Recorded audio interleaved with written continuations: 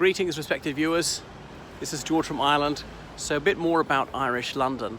So this is where Mrs. Jordan lived, on Cadogan Place in London. So she was born Dorothy Bland in Ireland. She had English and Scots ancestry, so she was part of the Protestant minority, and she's best known as an actress, living in Wexford for a while. I think her father was a prominent solicitor there. She was an actress at the Theatre Royal in Cork, which burnt down a very long time ago. The GPO in Cork stands on the site of that theatre, and she used to play breeches roles, which is to say in drag. And women had only just been allowed to act on the stage in the late 18th century, but it was still considered very much something which was controversial, which was not the least bit respectable. And one thing about a woman wearing men's clothes is it allows her to wear literally breeches, as in show the lower part of her leg, which people consider to be a real turn-on. And you can see why the powers that be thought that this was highly immoral. But that didn't stop people going to the theatre to watch women act like this, including the clergy. And there was also a verse in the Bible which said the female voice is nakedness, and Orthodox Jews still observe this one, that whilst men can perform in the presence of men or mixed audiences, women cannot perform to men or do mixed audience. Women can perform to an all-female audience only.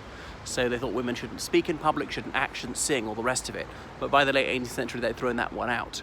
So she moved over to London, and she assumed the name Mrs. Jordan, though she wasn't married. But she's best known for having been the mistress of King George IV. William IV. But in those days, he was the Duke of Clarence, that cursed title, as in George, Duke of Clarence. Shakespeare would have you believe that the first one was drowned in a butt of Malmsey wine, which is not true. He was executed by decapitation, and it was nothing to do with Richard III. Richard III was hundreds of miles away when that Duke of Clarence was executed. It was his brother, Edward IV, had the Duke of Clarence executed. And there was another Duke of Clarence, as in Prince Eddie, who died at the age of 28 of pneumonia. Anyway, this Duke of Clarence, well, he was married. That was pretty good to, oh my goodness, I should know, Queen Adelaide.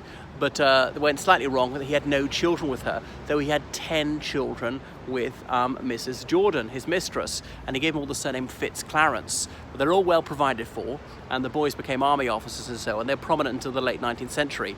For a while, he was warden of Bushy Park, which was then considered well outside London, in the Surrey countryside, sorry, the Middlesex countryside, but is now considered part of Greater London.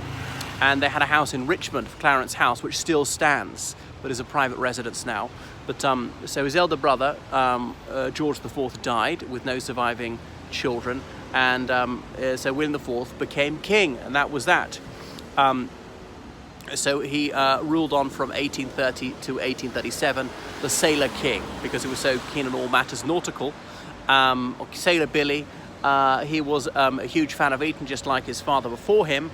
And then Eton and Westminster School decided to have a rowing race to decide who was going to have the right to wear pink. You might consider it slightly odd that a boys' school might be so eager to have pink as their colour. Pink to make the boys wink. And so he did watch them race, but he caught cold whilst watching them race, and that turned into more serious illness, and he died 3 days later. But Etonians tell themselves that they'd let the king down. He'd wanted Eton to win, and Eton had lost, so he died of a broken heart. That was a story in 1837. Anyway, and it led to the accession of his niece, Queen Victoria, as monarch. So, but long before this, William IV, he'd fallen out of love with Mrs. Jordan. He was no longer attracted to her, despite their 10 offspring, and they lived apart. So she lived here, and obviously when he was king, he's living mainly in Kensington Palace. Yes, they owned Buckingham Palace, but didn't spend that much time there, until he finally, she'd passed away in 1816. He survived her by 21 years. So that is enough about Mrs. Jordan. You can see she wasn't too badly off at the end of her life.